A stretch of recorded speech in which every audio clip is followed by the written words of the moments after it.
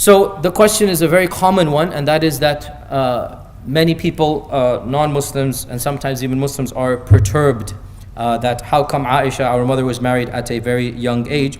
That it is possible that she was older. It is also possible that she was 6 at the time of engagement or 7. You find some so-called scholars. I graduated from the Islamic University of Islamabad with a master's focused in hadith. So-called scholars making these estimates based on some other evidences.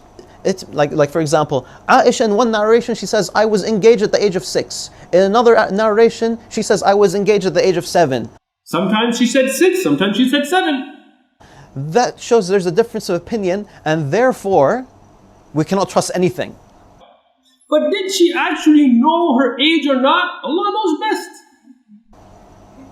So that's what they say, that's what they do. Subhanallah. And they bring the weakest of evidences to prove to prove that she was 18. So for example, they'd say that Asma bint Abu Bakr, who's the sister of Aisha, was 10 years older than Aisha. Asma, the older sister of Aisha radiallahu anha, she was 10 years older than Aisha radiallahu anha. Okay. And that she was 100 years old when she passed away in the year 73 after Hijrah. At the time of death, she was 100 years of age. Prove that Asma was 100 years old. Can you find Asma saying, I was 100 years old in this year, which I'm about to die in?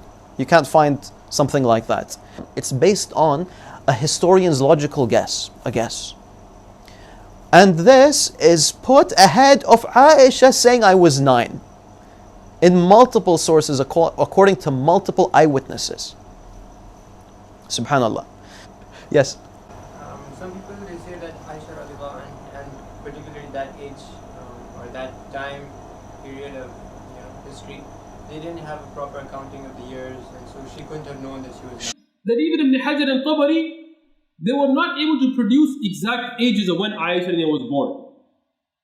Now it's very important to understand why. The Arab had no calendar. Even today, even though we have calendars today, I mean every country has a calendar. Right? There's no country now that doesn't have a calendar. But even today, those of you born in other countries, if you ask your grandmother, how old are you? She'll tell you, well, I don't really know. She couldn't. Okay, so would Aisha?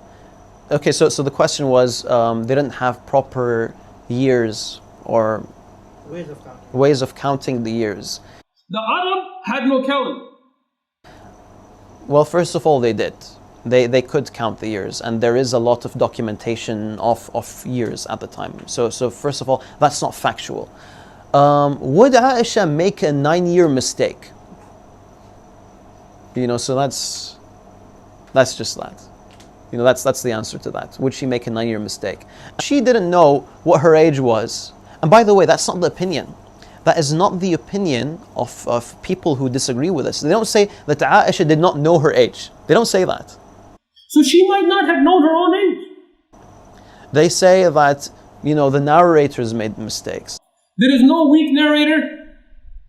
There is no ilal in the wording. There is no grammatical errors.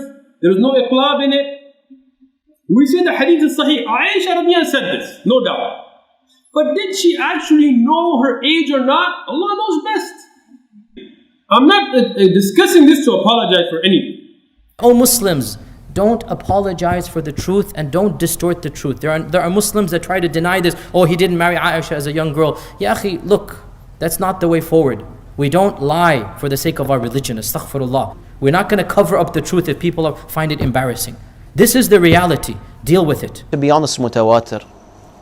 To be honest, it's mutawatir evidence. Her saying, I was 9 years old.